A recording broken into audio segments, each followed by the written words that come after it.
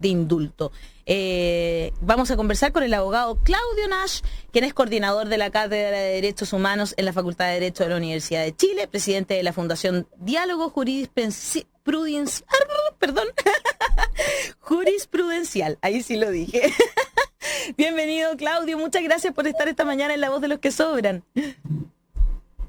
No, muchas gracias a ustedes por la invitación y la oportunidad de conversar de estos temas que a todos nos preocupan tanto. Así es, ha sido uno de los pocos, estábamos justamente hablando de que los debates no entraban en la profundidad y eso nos preocupa mucho.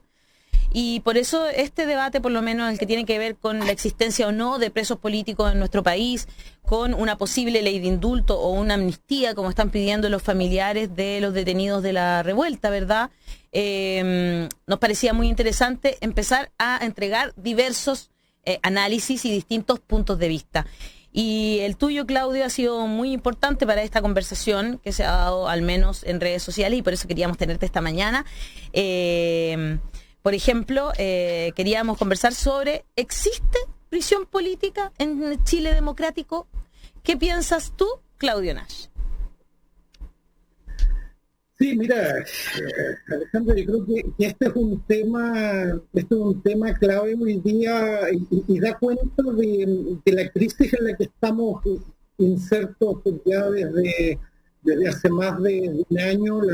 La propia Comisión Interamericana de Derechos Humanos, cuando visitó Chile en fines de enero pasado, su conclusión fue que Chile vivía una grave crisis de derechos humanos y desafortunadamente seguimos en ella. Y este debate yo creo que da cuenta de esa crisis, es decir, que hoy nos estemos preguntando si existen presos políticos en Chile, es decir, si existen presos políticos en democracia, y que ese sea un tema de debate serio y que no se haya descartado rápidamente, da cuenta de que hoy día están los antecedentes o la sensación de que aquí hay una situación política, jurídica que es compleja.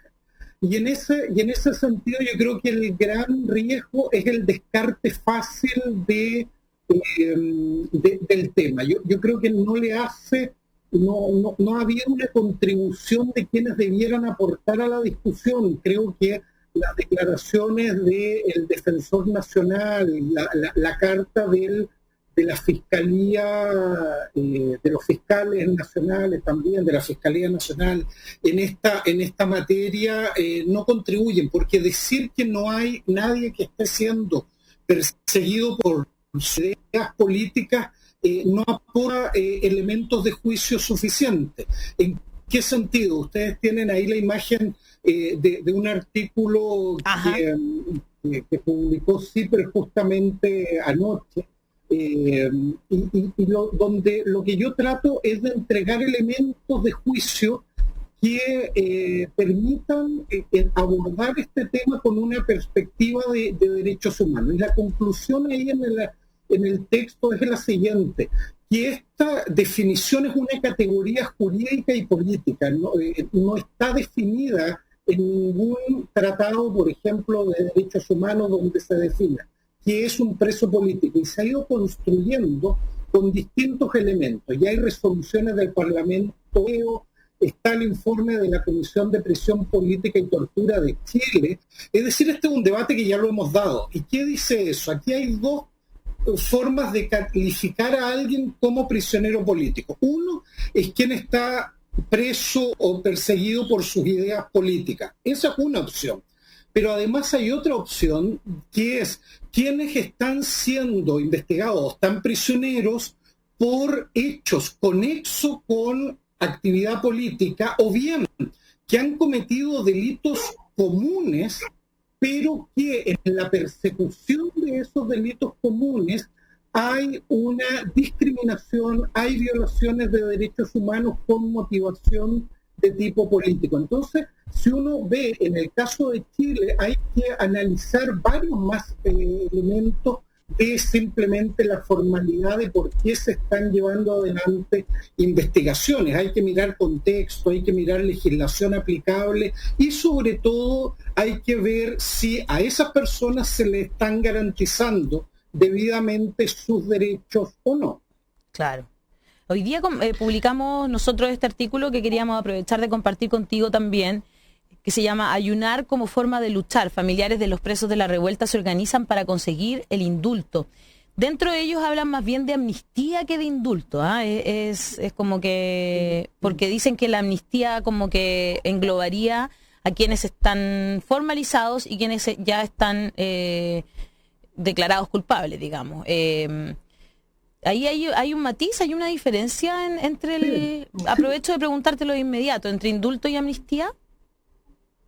Sí, Alejandra, hay una cuestión nuevamente que es que cuando uno lo trata de mirar solo técnicamente se pierde. Esto es, nuevamente tiene una faceta técnica y tiene una faceta política que explica por qué se generó aquí una discusión.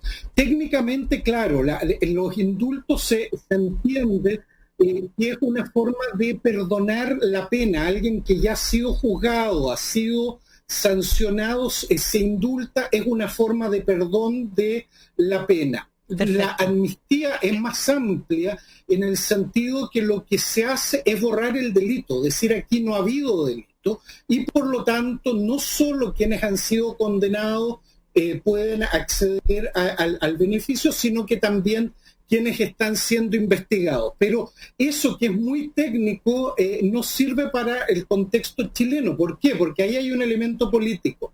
Y el elemento político es que, sobre todo para las organizaciones familiares de víctimas de la dictadura, el tema de hablar de una amnistía parece que envía un mensaje que podría terminar legitimando la amnistía o la autoamnistía de 1972 de la dictadura. Entonces, claro, ahí se cruza una cuestión política, comunicacional incluso, que ahí ustedes manejan mucho mejor que yo, que lo técnico. Entonces, los senadores y senadoras vinculados a esto optaron por decir, ok, busquémosle una alternativa que sea un indulto general que de alguna manera se parece a una amnistía. Entonces ahí yo creo que se terminó complicando de alguna manera el debate. Perfecto. ¿Mauricio? Mauricio. Perdón, Claudio, ¿cómo te va? Bienvenido. A mí hay algo que me interesa que tú puedas ayudarnos a resolver. No sé si me perdí un poquito la primera parte de la conversación, pero hace un par de días estuvimos hablando con Mauricio Duche. Y él tenía una mirada más bien formal, ¿no?, respecto de lo que significa preso político y lo que no califica como tal. Sin embargo, revisando caso a caso, sí se fue allanando, creo yo, a la idea de que efectivamente en el proceso, en el debido proceso, que a veces no es tan debido, sí asoma una situación ideológica que podría invitarnos a repensar esto de cuándo debemos ocupar el concepto de preso político más allá del manual, ¿no? Entonces, te lo pregunto directamente, por ejemplo, con el tema de la prisión preventiva, que muchas veces uno siente se ocupa y se extiende precisamente como una suerte de castigo ideológico cuando ya sabemos quiénes son los detenidos, o el contraste que provoca, por ejemplo, que se detenga gente con armamento, con grupos de ultraderecha, y no se le invoque la Ley de Seguridad Interior del Estado, cuando eso está tipificado, entiendo, yo soy apenas un periodista, de manera explícita. Porque ahí, no, porque el otro lado, sí. ¿No es un sesgo ideológico? ¿No es una razón política? ¿No califica entonces los últimos como efectivamente presos políticos? Mira, yo me hago cargo en el artículo que estábamos mostrando recién. Sí. Justamente de esta tesis de Mauricio. Mauricio debe ser de las personas que más conocen el sistema procesal penal, no solo chileno, sino que latinoamericano, es una voz muy autorizada en esta materia, pero yo en este punto yo tengo una diferencia con el enfoque de Mauricio. ¿En qué sentido? Que él dice, lo que hemos visto aquí no es sino una expresión de los problemas que hay respecto del uso o mal uso de la prisión preventiva en Chile en los últimos años. Y mi punto de diferencia es que si bien ha habido un mal uso de la prisión preventiva en Chile en los últimos años, lo que estamos viendo ahora no es solo una profundización de eso, sino que se ha utilizado las grietas del mal uso de la prisión preventiva para sumarle un elemento de tipo político, y se ha transformado entonces. Esas grietas han sido utilizadas para darle un cariz de persecución política. Y ahí es donde los datos que tú entregas son fundamentales. Es decir, desde el 18 de octubre, lo que informa la Defensoría Penal Pública, el Ministerio Público, es decir, los organismos oficiales, es que incluso la propia Corte Suprema, lo que han informado ellos es que aquí ha habido un uso más intensivo de la prisión preventiva, es decir, se accede a ella con un mayor volumen, pero además tenemos un uso de una prisión preventiva que es más prolongada, que se utiliza en casos donde normalmente no se utilizaría, que tiene que ver con personas sin antecedentes, que arriesgan penas menores, etcétera, y donde ha habido un rol muy activo del aparato político.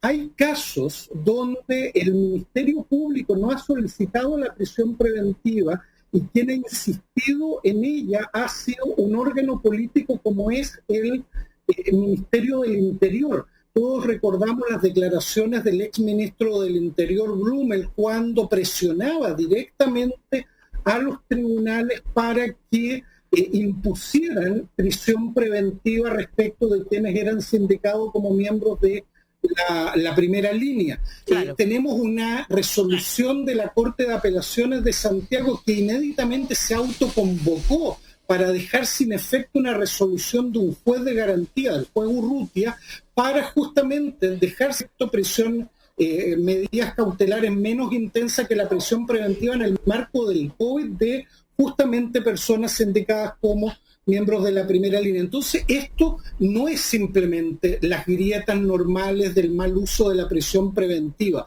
sino que aquí hay un uso de la prisión preventiva como una forma de castigo anticipado de quienes se participaron, digamos, de la revuelta, de quienes son los símbolos de la actuación en contra del modelo y en contra del sistema. Entonces hay un uso de la prisión preventiva que va mucho más allá de una medida cautelar para garantizar que la persona no se fugue. Es decir, eso sin lugar a duda no es el uso que se le está dando hoy día a la prisión preventiva, sino que es un uso político, de castigo y de amenaza y control social. El mensaje para ti, para mí, para todos es, si usted va y protesta, mire lo que le puede pasar. Claro. Usted puede terminar siendo mutilado, usted puede terminar siendo quemado, usted puede terminar siendo privado de su libertad. Si es privado de libertad, arriesga vejámenes sexuales y además lo vamos a perseguir como un enemigo poderoso implacable. Entonces, eso lo que busca es hacer que yo termine no yendo a expresarme y a manifestarme, porque el riesgo de eso es tremendo. Entonces, eso es uso político de la represión y uso político del instrumento penal con esta finalidad de evitar las manifestaciones públicas, que es en definitiva a lo que le tiene miedo el gobierno. Sino, ¿por qué gastarse 1.300 millones en una máquina que está dedicada a reprimir cotidianamente un guanaco de 1.300 millones que tiene chorros por, como por 5 lados? De eso estamos hablando claro, claro, sí. Claro. Y no es el único, Claudio, además. Daniel. Claudio, Daniel, por acá. La verdad es que acá hay una de las cosas buenas que tú has dicho y has puesto sobre la mesa es que se está discutiendo este hecho, porque formalmente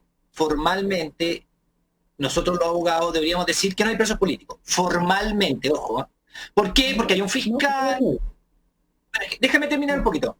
Porque hay un fiscal que hace le cuenta al juez de garantía, el juez de garantía toma la decisión de dejar en prisión preventiva o no tomar en prisión preventiva, hay un defensor al frente, si no me gusta la decisión del juez de garantía voy a la corte puede acoger o no acoger, o sea, formalmente el sistema funciona, ¿ya?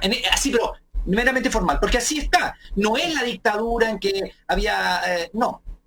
Pero cuando entramos a la política, ahí yo concuerdo contigo, porque la palabra que usaste, uso político del instrumento penal, yo estoy absolutamente de acuerdo contigo ahí, o sea, y la amenaza del control social también estoy de acuerdo contigo. En eso yo no me pierdo, ahí yo estoy absolutamente de acuerdo contigo. Pero también hay una cuestión como de hasta dónde llega, porque ya vemos que algunos tribunales orales en lo penales absuelven, o sea, en las sentencias absuelven todo este show que montó Fiscalía, apoyado muy fuertemente con el Ministerio de Interior, presentando querella a por ejemplo, un grupo de mapuches que va con una carta a decir, vamos a tomar, no nos gusta lo que está pasando, y presentan una ley de seguridad interior del Estado, un tipo de personas que van caminando, ponen una carta, ponen un timbre y se van para la casa. Y a eso le aplico ley de seguridad. Entonces, claro, ahí hay uso político del instrumento penal, hay amenaza de control social. Estoy absolutamente de acuerdo contigo, en eso yo no me pierdo. Pero, y hay dos preguntas que te voy a hacer. En Chile, yo creo que tú estás de acuerdo conmigo que presos de conciencia no hay. O sea, que alguien que piensa una idea, escribe algo y lo toman en su casa y lo meten preso. No. El concepto sería más cerrado. Preso político, porque hay un uso político del instrumento penal y hay una amenaza de control social, y ahí entonces y ahí es donde yo quiero llegar, hay una cuestión aquí entre qué pasa con un gobierno, una fiscalía que se supone es independiente, y un poder judicial que se supone que es independiente, y ahora sorpresivamente una defensoría, y claro, la defensoría sí depende del Ministerio de Justicia, por eso las declaraciones de Manque el otro día me sorprendieron. Entonces, bueno, eso puede tener un poco más, pero bueno, esto pasa, y esto también nos sirve para mostrar que en general, lo que decía también Mauricio Miche también tiene razón, en general la cosa falla y ahora se acrecienta, y quizás se acrecienta porque no hemos hecho los cambios antes, que cuando siempre se dice, cuando hay violaciones de derechos humanos en una dictadura, hay que reparar, hay que hacer justicia, etcétera, y hay que hacer cambios para que no vuelva a suceder. Eso no pasó ni en Carabineros ni en el Poder Judicial. No sé qué piensas de eso, Claudio. Sí, ahí Daniel, planteaste varios temas, digamos, que son bien interesantes, pero, ¿sabes? Quiero partir con lo primero con esto que yo te decía que no, digamos, cuando tú decías que incluso formalmente hay problemas, ¿sabes? Porque, y esto es importante porque probablemente tú termines siendo uno de los constituyentes, entonces cada vez que hablo con un futuro constituyente les llamo la atención en algunas cuestiones que para el debate de ustedes van a ser clave. Formalmente incluso hay problemas en este país justamente con el derecho de reunión. El derecho de reunión, que es una garantía constitucional, formalmente hoy día no está limitado a través de una ley. Entonces esto tiene, incluso de origen de la represión, es una represión que se está haciendo sobre la base de un decreto supremo dictado en dictadura, y no de una ley, y ahí yo estoy completamente de acuerdo contigo. En 30 años nunca nadie se preocupó de regular esto conforme a estándares internacionales, y hoy día esa falta incluso de formalidad para limitar derechos es usada para reprimir. Y entonces, incluso en la formalidad pura no estamos cumpliendo. O sea, aquí tenemos problemas muy serios. Entonces, luego de eso, claro, en el aparato, la carcasa del Estado de Derecho, uno dice, aquí está, es decir, hay tribunales, claro, hay un ministerio público, que se supone son independientes, claro. Exacto, claro, eso, y ahí sí, en esta parte de la formalidad yo estaría de acuerdo, pero el tema es, y ahí la definición a la que tú apuntas es clave para entender esto.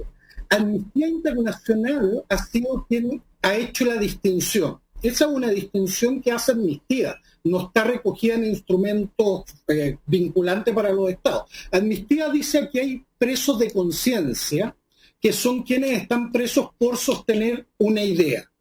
Y los distingue de presos, y dice, quienes están presos por sostener X idea, y que no han incurrido en actuaciones de violencia o ilegalidades, etcétera.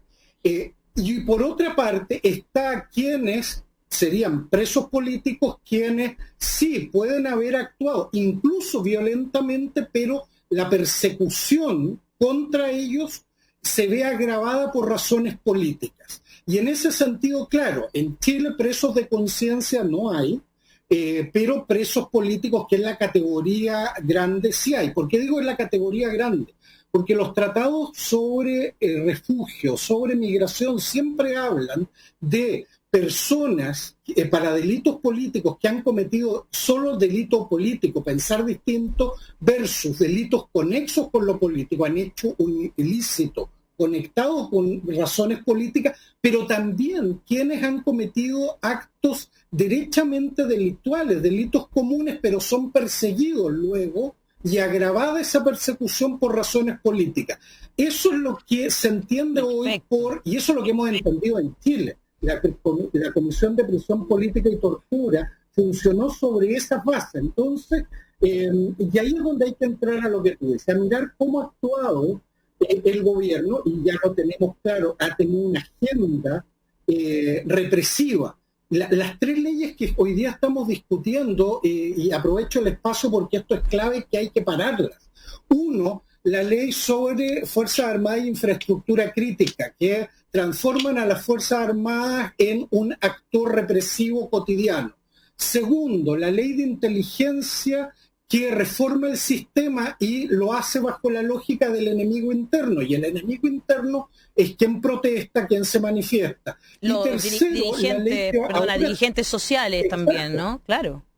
Así es, y se les puede, incluso se les va a poder infiltrar en sus organizaciones por una decisión política que toma el presidente de la República, no en una investigación judicial. Y por último, la actual ley, la ley que ahora se logró parar la discusión, pero no se ha dejado de tramitar en el Congreso, que establece excepciones de responsabilidad respecto del uso de la fuerza de carabineros, gendarmería y la policía de investigación, ¿Claudio? Es decir, una ley de impunidad. Miren el escenario, es complejísimo, y si a eso tenemos un poder judicial que no lo controla, un ministerio público, que ahora en un rato más se entrega organismos internacionales que dicen que el ministerio público no ha cumplido con lo mínimo, una debida diligencia en las investigaciones de violación de derechos humanos, es un escenario muy complejo, Claudio, en lo sustantivo. Sí, Claudio, para dejarlo claro, porque la otra vez, por ejemplo, cuando hablábamos de los presos de la revuelta, ¿no? Hemos sabido que se ha visto de todo. Digo, hemos visto jóvenes que no tienen antecedentes, que han pasado un año entero en prisión preventiva, que acusan haber sido cargados, ¿no?, con pruebas falsas, que han sido además imputados o procesados con datos, con montaje. Lo hemos conocido. Pero también hemos conocido que gran parte de esos presos de la revuelta, muchos de ellos son expertos saqueadores, bandas delictuales que aprovecharon la coyuntura para organizar, saquear, después dejar que otra gente sacara un resto. Eso lo vimos. Digo, lo sabemos, al menos conceptualmente, porque no hay una verdad que sea transversal para todo. Entonces, ¿qué pasa cuando en esta discusión de lo que es ser un preso político o no, alguien te puede decir de vuelta, ok, pero el que quemó algo, ¿es un preso político el que lanzó una molotov? ¿Es un preso político el que saqueó un boliche chico de una señora y vamos construyendo ahí una épica al respecto? ¿Es preso político o no? A mí me parece que hay una distinción base que no se ha hecho de todos los que han sido detenidos, de todos los que todavía están procesados. ¿Quiénes tienen antecedentes? ¿Quiénes no? ¿Cómo podríamos diferenciar al delincuente común que aprovechó la coyuntura social, quizás hasta para disfrazarse de revolucionario y aprovechar el pillaje, de otros que eventualmente motivados por alguna épica distinta, ¿no? Claro, terminaron involucrados y a lo mejor terminaron siendo inculpados por algo que nunca hicieron?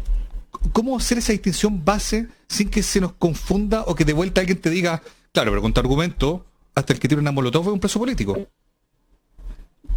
A ver, yo haría una distinción ahí que es clave, Mauricio, en lo que tú planteas, que es por una parte la discusión de la protesta social cuando el Estado no puede reprimirla y en qué condiciones sí podría actuar. Y ahí los organismos internacionales de derechos humanos, todos, la Comisión, el Comité de Derechos Humanos acaba de sacar una resolución, son clarísimos. La protesta pacífica, el gobierno debe no solo permitirla, garantizarla, incluso cuidarla, protegerla. Sí, claro. Si alguien comete ilícitos en el marco de manifestaciones políticas, eso no deslegitima la protesta social, sino que debe actuarse respecto de quienes han cometido un saqueo, quienes agreden a otra persona. Acuérdense ustedes las marchas en Providencia, en Las Condes, donde se agredía a quien estaba en la vereda y no era partícipe de esas marchas de estos grupos de impaciencia de carabineros. Eso debe sancionarse. El punto, Mauricio, es que esa no es la discusión de presos políticos. Yo la cambiaría. La discusión de presos políticos, y en el texto ahí en CIPER trato de decirlo explícitamente, no es una discusión de lo que usted hizo o dejó de hacer. Okay. Puede que usted haya saqueado, puede que usted haya tirado una molotov, puede que usted haya quemado un hotel, y puede terminar siendo preso político. ¿Por qué? No por el acto que cometió, sino que por la forma en la que es perseguido por ese acto. Por eso y yo puede quería terminar usted transformando llamémoslo así, por ponerlo en lenguaje coloquial, de victimario lo termina transformando usted en víctima. ¿Por qué? Porque el Estado, cuando usted lo va a sancionar, tiene límites, y cuando transgrede esos límites, esa persecución pierde legitimidad. Y cuando esa transgresión es por motivos políticos, y ahí está la clave, cuando es política esa transgresión, eso lo transforma a usted en un prisionero político. Pero Claudio, que esa persecución supere lo legal, no exculpa de la falta original a la persona que fue detenida por hacer lo que hizo, ¿no? Digo, porque hay un terreno nebuloso, y mi pregunta creo que sigue siendo válida. Es que ahí entramos al tercer debate. Hay tres debates que uno ve. El uso de la violencia en manifestaciones públicas. Claro. Sí. Debate 2. Cuando la persecución a esos delitos se transforma en política. Y la tercera es, ¿qué hacemos frente a eso? La tercera pregunta es, si hay personas privadas de la libertad, por ejemplo, por razones políticas, o han sido condenadas por razones políticas, lo que uno debiera esperar es que el estándar que usa la justicia para sancionar eso sea más estricto, porque está contaminado con el tema político. Y en algunos casos, y esa es una discusión política nuevamente, y es la que está planteando hoy día el Congreso a través de este proyecto de ley del Senado, es decir, en una situación de conflicto social en el que se han cometido delitos, y eso es perfectamente posible que haya sucedido, ¿estamos o no en la obligación de pacificar esto, y cómo lo hacemos a través de una amnistía? Esto incluso, frente a los casos de guerra civil, conflictos armados, los convenios de Ginebra del año 78 lo permiten. Lo que no permite el derecho internacional es usar ese argumento para crímenes de lesa humanidad. ¿Por qué? Porque ahí estamos ante los crímenes más graves contra la humanidad que quedan fuera de esta posibilidad de amnistía. Pero otros crímenes son perfectamente amnistiables, son perfectamente indultables, y esa es una decisión de carácter político. Entonces ese es un tercer debate. Y con esto termino. En algunos países esto se discute mucho. En Perú, por ejemplo, ahora me tengo que ir a un taller con Perú. Lo sabíamos. En Perú justamente esa ha sido la discusión. Hay miembros de Sendero Luminoso que cometieron horrores. También se les han violado derechos humanos, y cuando se les violan derechos humanos también deben ser objetos de reparación. Y ahí se ha discutido qué debe hacer, juzgarse nuevamente bajo estándares legales, o está el nivel de incumplimiento de los estándares mínimos por parte del Estado que perdió la oportunidad de juzgar legítimamente. Eso lo podemos discutir, pero discutámoslo como lo está, me parece, y en eso ustedes están haciendo un aporte sobre todos los datos sobre la mesa, no viendo la mitad de los antecedentes y mirando solo los aspectos formales como han dicho la Fiscalía, como ha dicho la Defensoría Pública. Eso no aporta en nada a la discusión. Hoy día aparece un artículo en el diario El Mercurio que dice que la Fiscalía pide 14 años de cárcel para los acusados de la quema de la iglesia de Carabineros y arrojar 2 molotov. Y el abogado que habla acá, que se llama José Morales, dice: el indulto me parece una señal bastante peligrosa y preocupante porque favorece y prácticamente genera un incentivo perverso para la comisión de delitos de esta naturaleza. Muy corto, yo sé que te tienes que ir, Claudio. ¿Qué responderías ante un argumento como ese? Uno no puede entregar un argumento de este tipo como, digamos, sacando del panorama completo parte de los antecedentes. Acá lo que se está haciendo es decir, aquí debe haber una respuesta del Estado frente a un contexto determinado de conflicto social.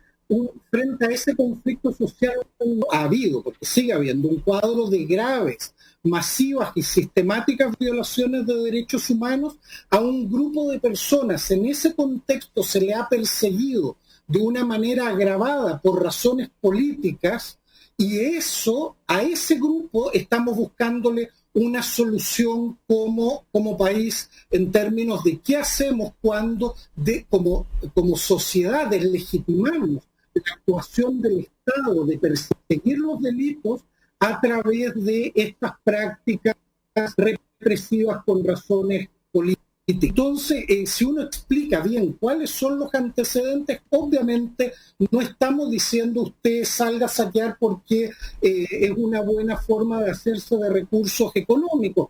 No estamos hablando de eso, estamos hablando de un contexto particular y hay que discutir de ese contexto y no al margen de él, porque si no es trampa. Perfecto, quedó clarísimo. Claudio Nash, un agrado estar conversando contigo esta mañana aquí en La Voz de los que Sobran. Muchas gracias por conectarte con nosotros. Gracias, y Claudio, sabemos que te tienes que ir a un conversatorio con gente en Perú, así que muchas gracias por haber estado esta mañana en La Voz de los que Sobran. Que esté muy bien. Muchas gracias. Es un taller sobre corrupción y derechos humanos. Algún día podemos conversarlo aquí también si ustedes quieren. Fantástico, nos encanta esa conversación en particular. Muchas gracias, Claudio, un abrazo. Se podría hacer en Casa Piedra. Claro. Lo veo poco probable. Yo también lo veo poco probable.